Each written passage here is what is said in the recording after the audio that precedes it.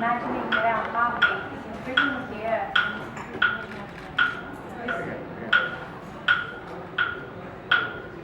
Listening to the birds.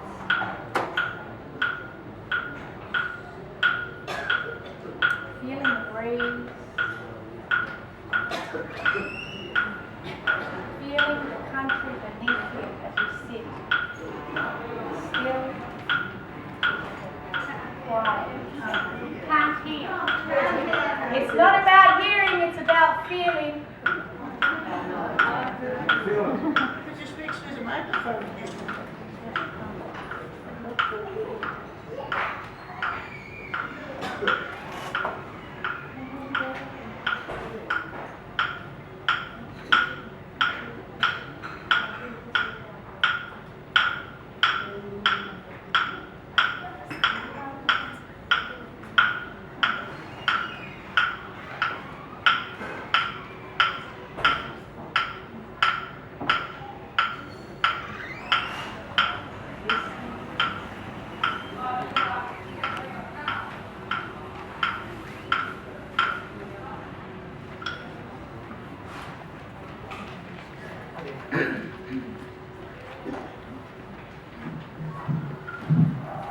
Good afternoon, everyone, and welcome, men and women together. My name is Heather Abramson. That's the translation that I'm going to give you today. I'm going to sing just the first two lines in Hebrew and then read the prayer in English. Eishet chayil yimsa v'rachok nifnim michra v'ta'olef ha'ala v'shalal lo yichsar. A woman of principle, what is she worth? Her price is far above rubies. The heart of her husband trusts in her, and he shall have no lack of gain. She does him good and not evil all the days of her life. She seeks wool and flax and works willingly with her hands. She's like the merchant ships. She brings her food from afar. She rises also while it is yet night and sets forth provisions for her household. She considers a field and buys it. With the fruit of her hands she plants a vineyard. She girds her loins with strength and makes her arms strong. She perceives that her earnings are good. The lamp goes out not by night. She puts her hands to the distaff and the spindle. She stretches out her hand to the poor, yea, she puts out her hands to the needy. She is not afraid of the snow for her household, for her household are clothed in scarlet. She makes for herself coverings of tapestry, her clothing is fine linen and purple. Her husband is known in the gates, when he sits amongst the elders of the land. She makes linen garments and sells them and delivers girdles to the merchant. Strength and majesty are her clothing, and she laughs. From the Holy Quran. It's in Arabic and then I would translate it in English. Ya ayyuhan nasu inna khalaqnakum min zakarin wa untha wa ja'alnakum shu'ayban wa qaba'ila lita'arafu wa inna akramakum indallahi atqakum innallaha alimun khabir. That means, O mankind, we have created you male and female and appointed you races and tribes, that you may know one another. Surely the noblest among you in the sight of God is the most God-fearing of you. This is from chapter 59, verse 13 of the Quran. And further, women in Quran is recognized as a full and equal partner of man in the procreation of humankind. He is the father, she is the mother, and both are essential for life. Her role is not less vital than his. By this partnership, she has an equal share in every aspect. She is entitled to equal rights. She undertakes equal responsibilities, and in her there are as many qualities and as much humanity as there are in her partner. To this equal partnership in the reproduction of human mankind, as I have recited the verses, she is equal to man in pursuit of knowledge and education. When Islam enjoins the seeking of knowledge among Muslims, it makes no distinction between men and women. Although this declaration was very clear and was implemented by Muslims throughout history. She is entitled to freedom of expression as much as man is. Her sound opinions are taken into consideration and cannot be disregarded just because she happens to belong to the female sex. It is important in the Quran and history that women not only express their opinions freely, but also argued and participated in serious discussions with the Prophet himself as well as the other Muslim leaders. Besides, there were occasions when Muslim women expressed their views on legislative matters of the public and also stood in opposition to the caliphs or the leaders who, when accepted the sound arguments of these women, there are specific examples given throughout the book. Historical records show that women participated in public life with the early Muslims, especially in the times of emergencies.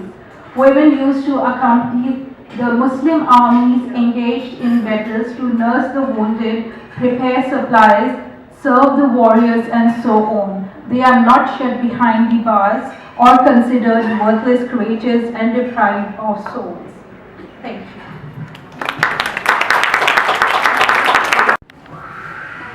Good evening, ladies and gentlemen. Acknowledging the traditional owners of the land, past, present, and future.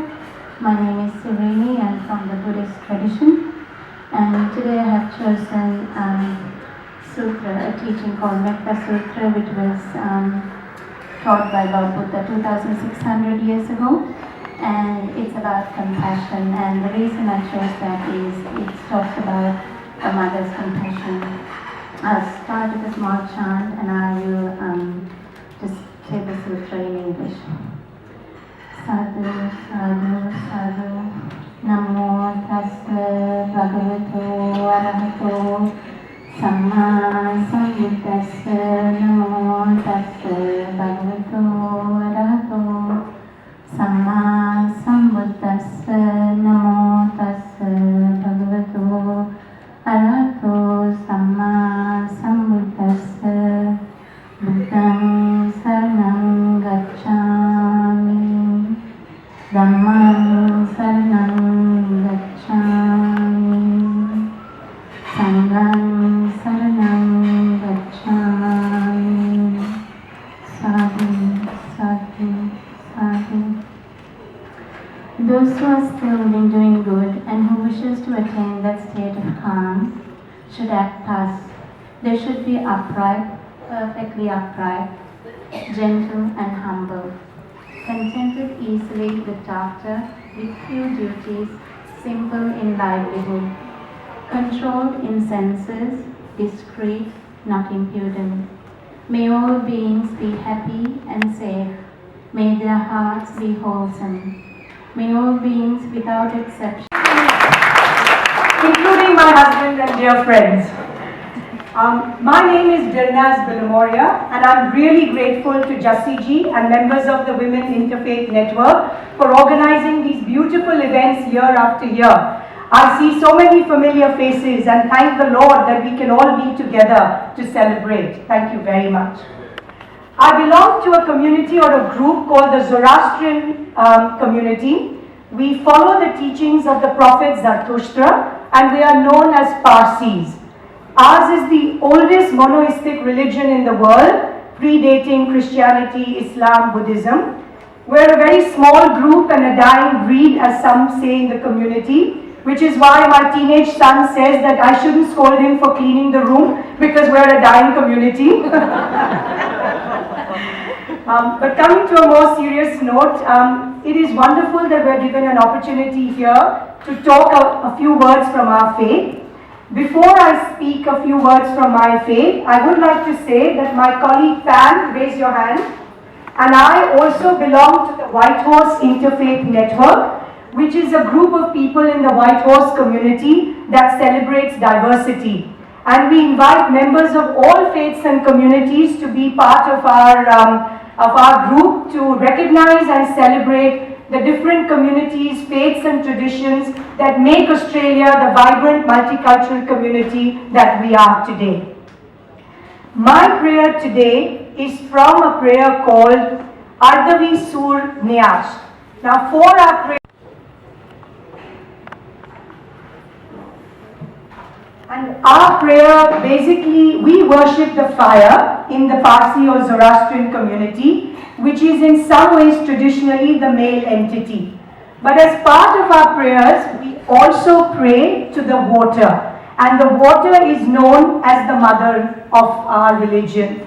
So this prayer, which is the Ardavi Sur Nyash, which is also known as the Banu Sur Nyash, celebrates women in many ways. And when we pray to Mother Water, in this case, we ask her to keep all of us safe. I will do it, I will be different.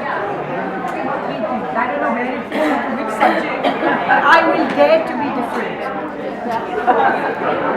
हमारे માટે ખુરશી લાગે છે special. This is a special chair for me to climb up. I will do it. First I will do it, I will dare to do it, I will dare to be different to do it. So I'm trying to dare myself to come back. This is a special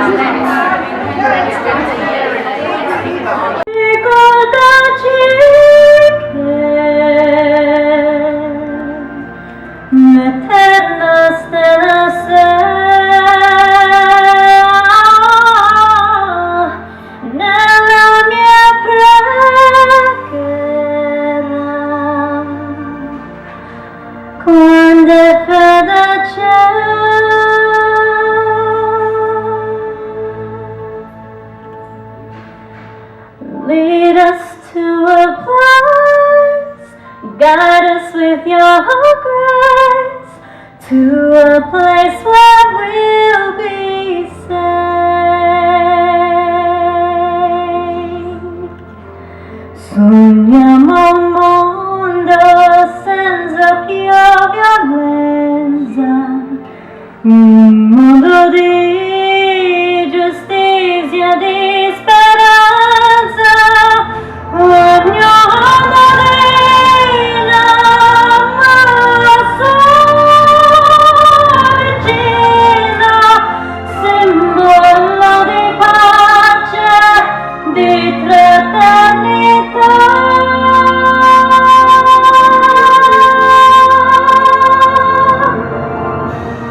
We ask that life be kind and watch us from above. We hope each soul will find another soul to love. Let this be our prayer. Let this be our prayer. Just like every child, lead us to a place, guide us with your grace, give us faith so we'll be saved. And love and care, higher just so you know.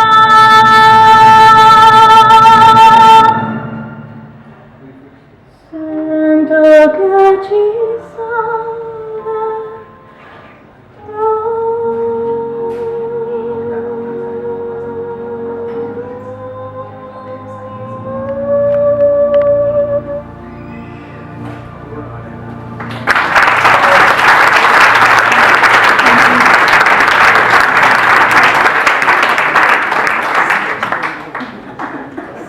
Thank you. This is Australia, multicultural, multi-faith Australia. Pawan was born here. Languages is the way to the heart of all. So don't hold ourselves to one language. Let's learn many. Thank you very much. Pawan actually came all the way from Wodonga festival. She was performing, and I said to her, and my other two daughters are also involved with two different festivals. That's why they're not here. Their apologies, but thank you. Can I invite my mama Sylvia to come and give us a Jewish song, and then we'll have the multi-chant and we all can stand together. Thank you very much. Thank you. I'm going to sing like a hymn. As you know, there's all levels of religion. I am not a very religious Jewish person. I'm a liberal. And I'm happy to be that way. But in the synagogues, whether you're liberal or whether more religious, at the end of the service, this particular psalm is sung. It doesn't matter where you are. And there are about, I think, 150 versions, not quite sure, a lot of versions. This one is a sort of latest one, and it's quite popular. It's used as a popular song, and it's called Adon Olam.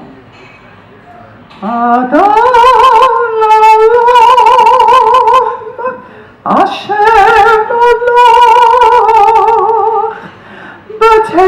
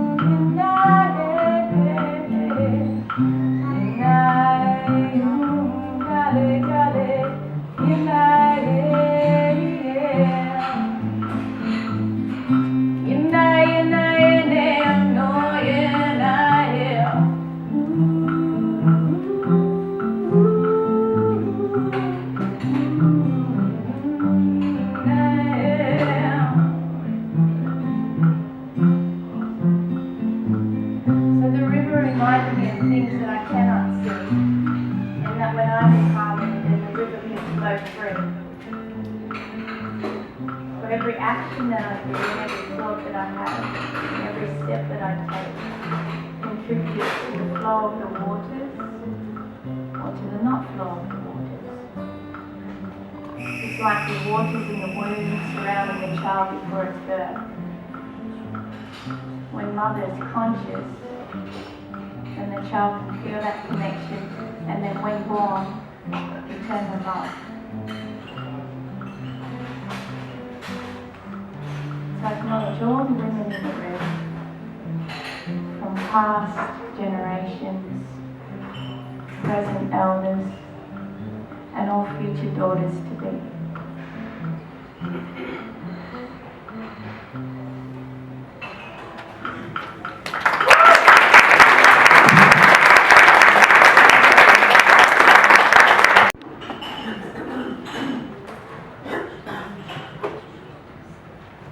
Thank you so much, Rachel. It's always a joy and a privilege to listen to Rachel and her music. Now I have the great pleasure also to introduce to you my friend Beatrice Ingrid, who I met at workshop.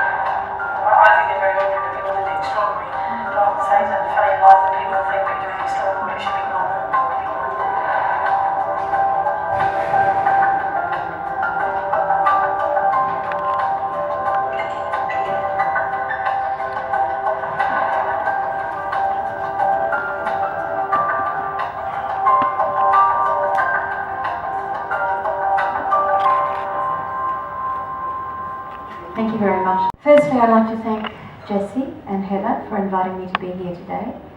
And Rachel, that song is very beautiful, very privileged to hear it. I have to say, as I've been sitting here listening to all the beautiful prayers and songs, I feel very humbled to be part of all of you today. And I guess for me last year when I started to write this book, it was almost my own pilgrimage of my own life. I came to a point in my life where I decided that the corporate life was fantastic, but it was time for something much more enriching. So about a year ago, I decided that I would actually tap into my passions. I've always loved to write. Since I was a very young girl, I would write. And my aunt very recently gave me all these books that I was filling when I was about 5, 6 and 7, all these stories. I had this vivid imagination. And but somewhere along the line, responsibility kicked in, motherhood kicked in, lots of other things kicked in, and I had decided to park those passions. I had left them buried somewhere very deep. And as with most of us, sometimes it takes something a little bit tragic or painful to actually get you to really tap into what you're really meant to do. So about a year ago, I decided that I would pitch my idea for these stories about inspirational women to a publisher, and to my surprise, they really liked it. And so I went on a bit of a search, and of course, you know, the title, The Secret Diaries of Inspirational Women, what I was really trying to tap into was who were these women. It wasn't really about the celebrity or the fame, although some of them that you've seen up there you may have known. It was for me about discovering who they were at home, who were the real women behind the name and the fame. Were they like you, were they like me? How did they overcome their adversities? How did they overcome their challenges? How did they get to where they got? What were their legacy? Did they teach that to their sons and daughters? So it's very much been, and I use that word pilgrimage for me, it has been almost lessons. I really wanted to go and teach myself again how to be really true to myself. So I decided then to write a letter to all of these women that inspired me. And of course, many people here actually today ask me, you know, how did you pick those particular women? and why those women, you know, because there are so many inspirational women out there. It is very difficult because, you know, you can get it wrong, you can get it right. So I decided just to be true to myself, and I just picked women that inspired me, women that I personally resonated with for a reason or another. So some of the women that you've seen up there, I may just talk a little bit about them as I was asked to. So Maura Kelly is a fairly local name. I see a lot of heads nodding. You know Maura very well. She was invited to come today, but unfortunately it's been a busy week, International Women's Week. She's going to Mount Isa for a talk today. Maura really inspired me at the deepest level, and I'm very proud to call her a friend now. A lot of people in this country know her for being the adopted mother of Krishna and Krishna, the Bangladeshi twins, and of course Ahmed and Emmanuel Kelly, wonderful boys from Iraq. But what really fascinated me about Maura was her life before the children, because she had a life before her kids. And Maura, for those of you that may not know, is a full-time volunteer, has been her whole life. She calls herself a professional beggar because that's what she's done. She spent her whole life begging people for help, for money, to actually bring sick children from all over the world to this country to get them better, and then to send them back to their parents. She founded the Children's First Foundation, but what really was quite amazing for me, that Maura knew from the age of 8 that's what she was going to do.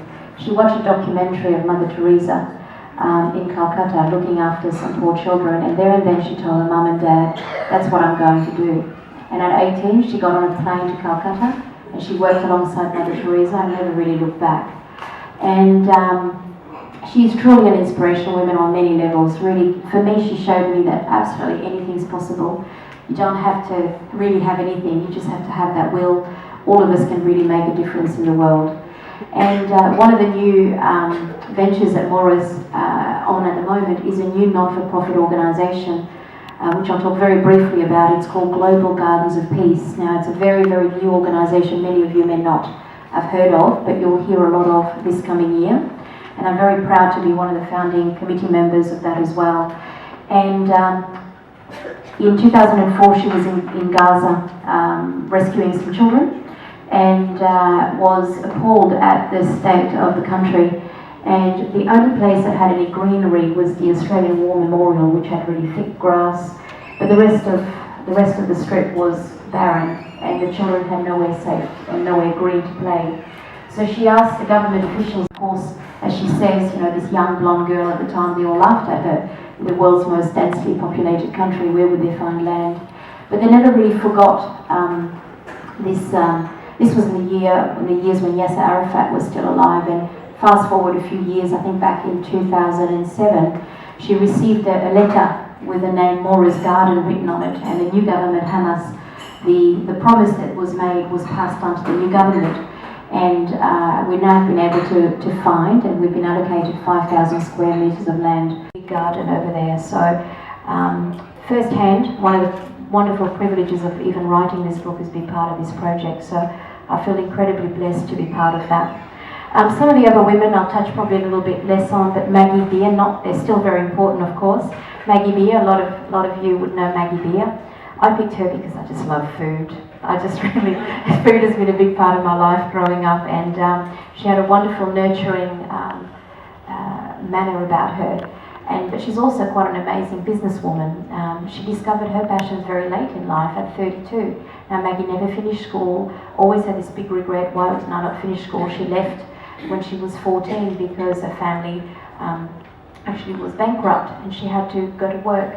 And that was one of her big regrets, but she fell in love with her husband, Colin, first, then fell in love with the countryside.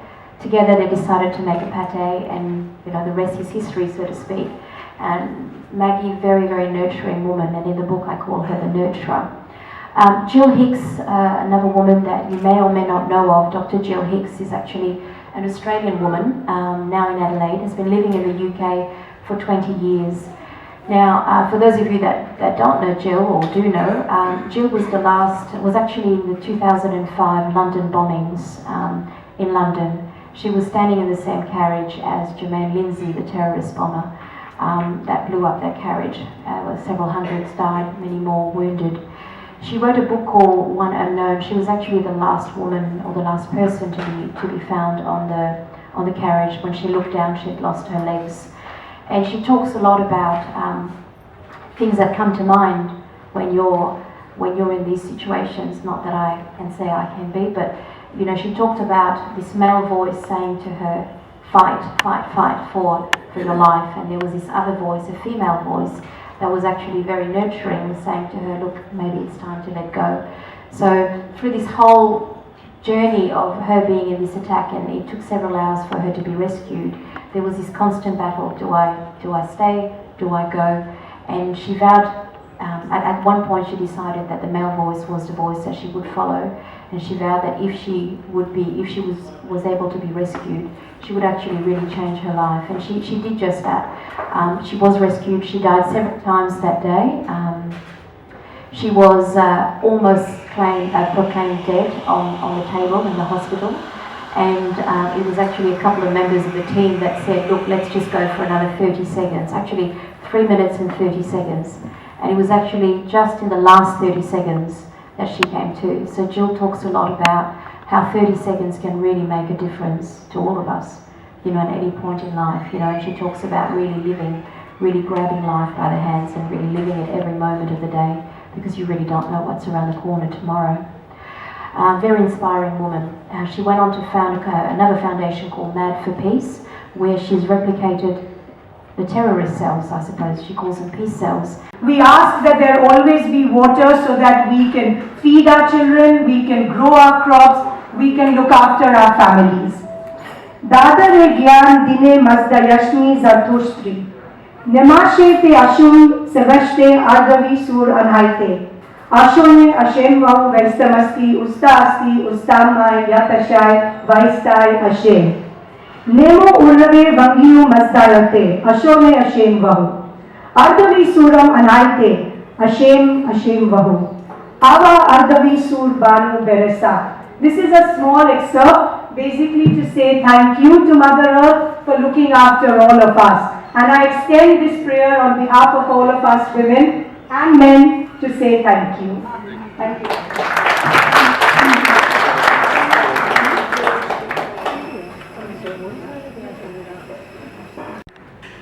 Making this function very nice. Okay. Today I am saying Hindu, I am from Hindu faith, and I am saying the Hindu prayer. But always, whenever we have to start anything new, from buying, entering a new house or going to school from the childhood, we say, always pray Lord Ganesha. So the first prayer will be for Lord Ganesha.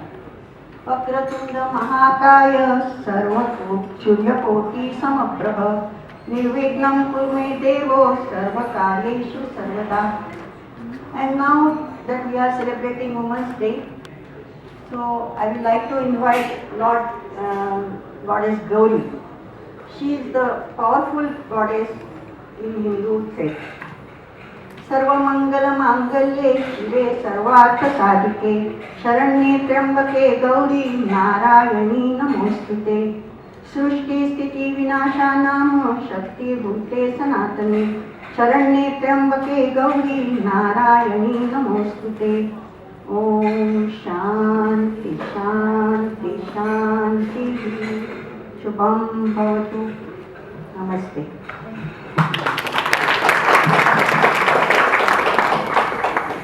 12 months ago, did live in Melbourne, but I now live in Ballarat, between Black Hill and the Yarrawee River, a very special and beautiful part of Ballarat. I'm so thrilled to be among you, and thank you to Jessie, and thank you for Heather and Auntie Walter. It's so beautiful to see you again. So it's so lovely to be among friends. I'm asking for indulgence, and because I'm throwing in a bit of a plug for this book, and its title is wonderful for today. It's called Listen to Her Voice, Women of the Hebrew Bible. 3 significant faiths trace their heritage to Abraham. And Abraham is recognised by Christians. I am a Christian, I'm a Quaker and an Anglican. And naturally, the Jewish faith and Islam. And if you wonder about women in these faiths, profiles 18 women of the Hebrew Bible or the Old Testament, whatever you choose to call it. And there are a lot, I tell you. There's the disobedient, there's the deceived, the deceiving, the plotting to get a man, plotting to get the baby, ruling the country. It's all there. And it's done by a progressive female rabbi, and she has given her own rewrite of the text, and it's got the most beautiful artwork. I think I picked it up after I just want to explore, because this is hardly ever recommended. I can go on for days about what goes on in our tradition with women. But I commend to you the book of Luke. Now, Luke wrote one of the 4 Gospels. Tradition has it, but some contradict this, that he was a physician. Well, we women like men, our male doctors, with good bedside manners, don't we? We tell them things. And I think that's who Luke was, because he got all the good women bits. So, Luke. And I'm going to read you Mary's prayer. It's known in the Christian tradition as the Magnificat, and Magnificat being Latin for the word magnify, which comes right in the beginning of the prayer. But this comes when the angel or the messenger from God comes to tell her that she is to bear a child. And Mary said, "My soul magnifies the Lord, and my spirit rejoices in God my Saviour, for he has been mindful of the humble state of his servant. For he has, from now on, all generations will call me blessed. For the Mighty One has done great things to me. Holy is his name. His mercy extends to those who fear him from generation to generation. He has performed mighty deeds with his arm. He has scattered those who are proud in their innermost thoughts. He has brought down rulers from their thrones, but has lifted up the humble. He has filled the hungry with good things, but the rich he has sent empty away." We need to remember that, don't we? "He has helped his servant Israel, remembering to be merciful to Abraham and his descendants forever." In Abraham and his descendants forever, even as he said to our fathers. It goes on.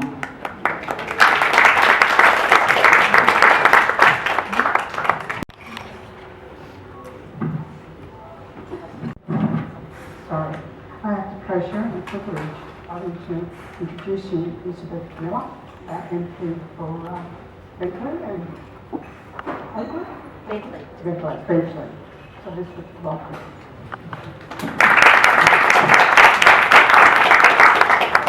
Thanks very much, Auntie. And first of all, I'd like to pay my respects to the traditional owners of the land, those past and present.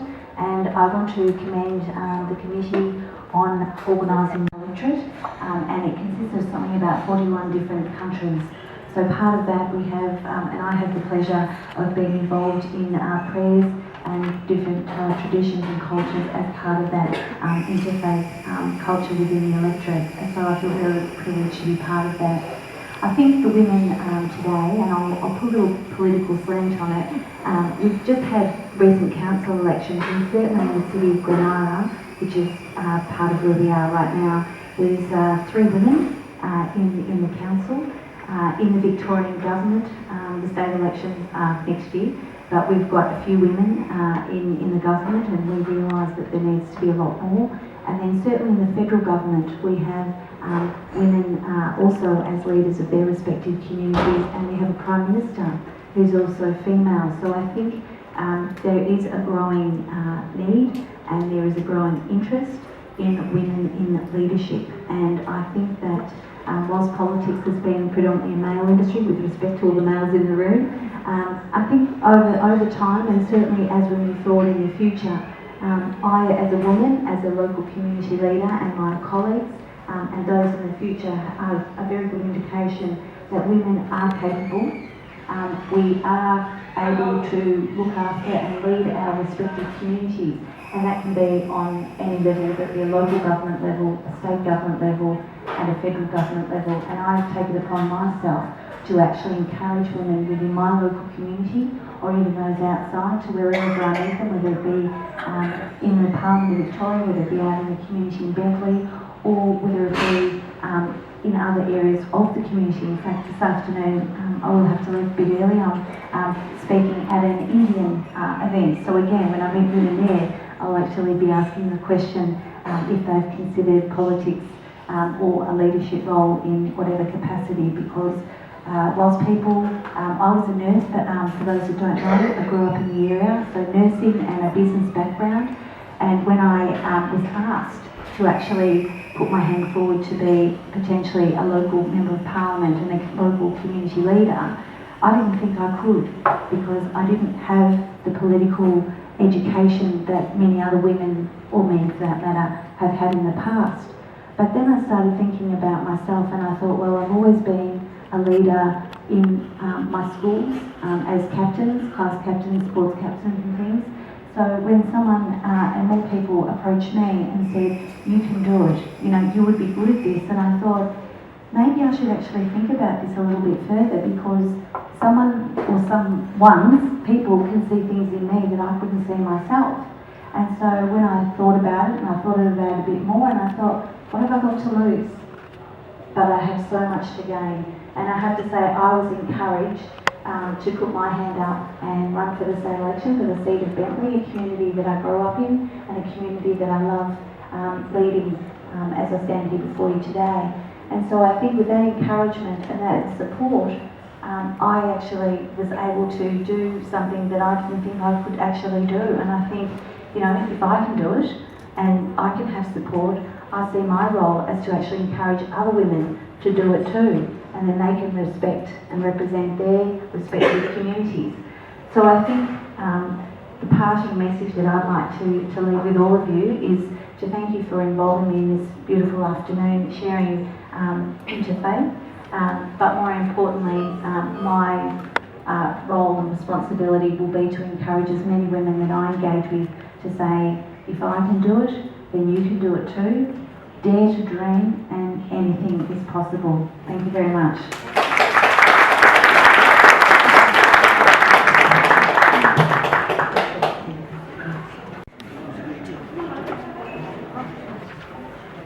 Okay, now we're going to hear a beautiful song from Rachel Shield. Elders from the present, and I'd like to reach into my heart and send energy out to all the women from the past before the world that we live in today. These women, like all of our ancestors, they didn't have comfy chair, washing machine, air conditioner, modern day appliances. So these women were strong women. These women were attuned to the land, to the environment, attuned to the rhythm of nature, to the rhythm of the environment of which we are made of, and in cycle with, called the moon cycle. Our earth is having challenging times due to the lifestyle we all enjoy living, and sometimes that really frustrates me, knowing that I am contributing to the state of the planet just like everyone else. One of these days I was quite frustrated, knowing that the river systems are quite sick, and without the waters, as one of our aunties had in her prayer before, without the waters, humanity cannot go on. So instead of feeling angry and frustrated, in my dreaming, in my imagination, I went to the bank of the river and I had a conversation, and I asked the river, what can I do? And this is what the river told me.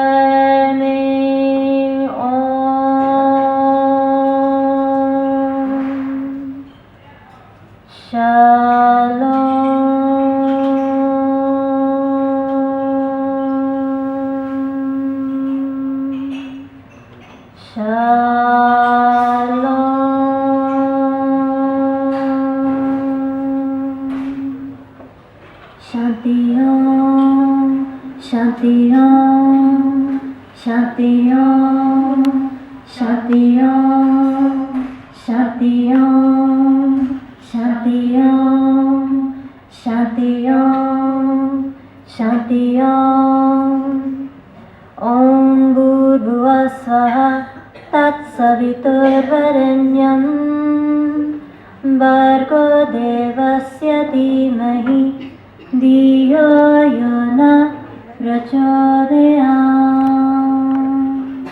Om Shanti Shanti Shanti.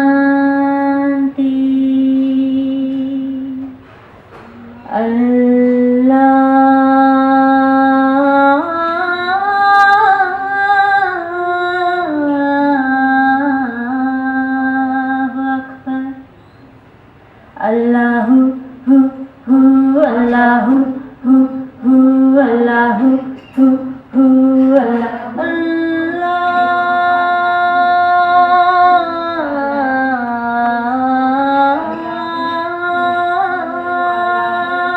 Akbar. Allahu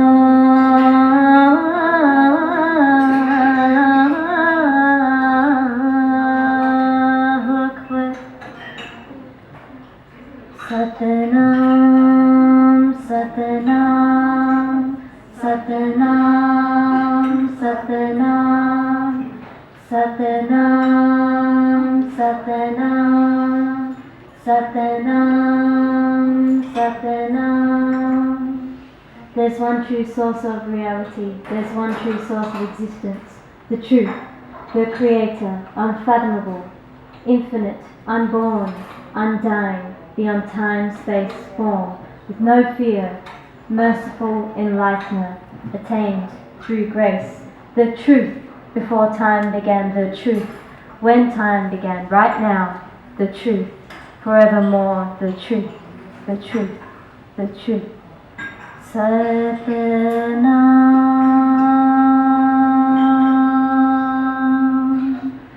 Vaheguru.